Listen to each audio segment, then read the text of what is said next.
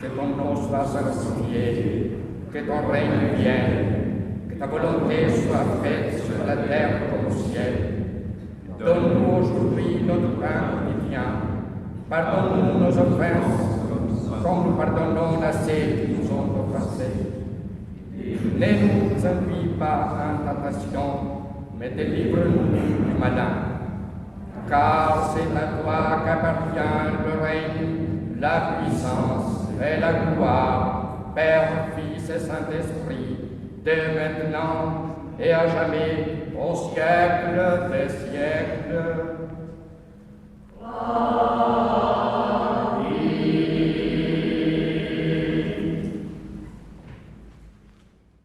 Genèse, chapitre 6. Lorsque les hommes eurent commencé à se multiplier sur la face de la terre, et que des filles leur furent nées, les fils de Dieu virent que les filles des hommes étaient belles, et ils en prirent pour femmes parmi toutes celles qu'ils choisirent. Alors l'Éternel dit, « Mon esprit ne restera pas à toujours dans l'homme, car l'homme n'est que chair, et ses jours seront de 120 ans. » Les géants étaient sur la terre en ces temps-là, après que les fils de Dieu furent venus vers les filles des hommes, et qu'elles leur eurent donné des enfants. Ce sont ces héros qui furent fameux dans l'Antiquité. L'Éternel vit que la méchanceté des hommes était grande sur la terre, et que toutes les pensées de leur cœur se portaient chaque jour uniquement vers le mal. L'Éternel se repentit d'avoir fait l'homme sur la terre, et il fut affligé en son cœur. Et l'Éternel dit, « J'exterminerai de la face de la terre l'homme que j'ai créé, depuis l'homme jusqu'au bétail, aux reptiles et aux oiseaux du ciel, car je me repens de les avoir faits. » Mais Noé trouva grâce aux yeux de l'Éternel. Voici la postérité de Noé. Noé était un homme juste et intègre dans son temps. Noé marchait avec Dieu. Noé engendra 3 fils, Sem, Cam et Japheth. La terre était corrompue devant Dieu, la terre était pleine de violence. Dieu regarda la terre, et voici, elle était corrompue, car toute chair avait corrompu sa voie sur la terre. Alors Dieu dit à Noé, « La fin de toute chair est arrêtée par devers moi, car ils ont rempli la terre de violence. Voici, je vais les détruire avec la terre. Fais-toi une arche de bois de gopher, tu disposeras cette arche en cellules, et tu l'enduiras de poids en dedans et en dehors.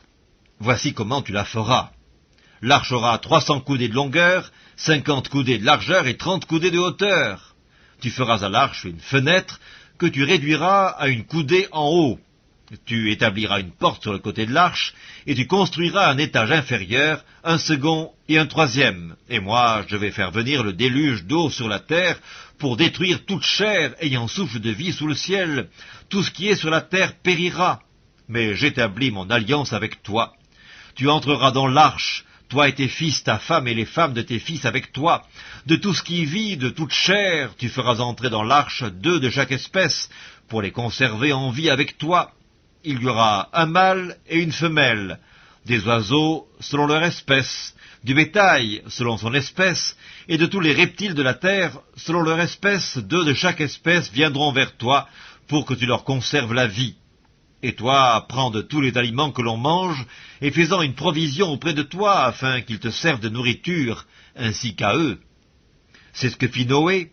Il exécuta tout ce que Dieu lui avait ordonné. Je chanterai, Seigneur, tes œuvres magnifiques, ton auguste pouvoir, ta suprême grandeur.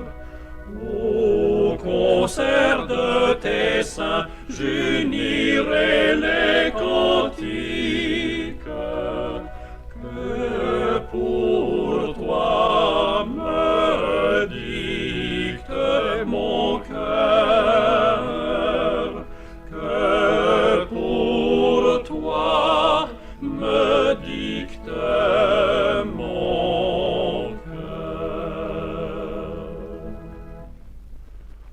Oh, que de l'Éternel la parole est féconde, l'univers fut jadis l'ouvrage de sa voix. Il dit le ciel, la terre et l'onde, du néant sortent à la fois, du néant sortent à la fois. Le monde passera, ce superbe édifice, un jour s'ébranlera jusqu'en ses fondements. Ta sagesse, grand Dieu, ta bonté, ta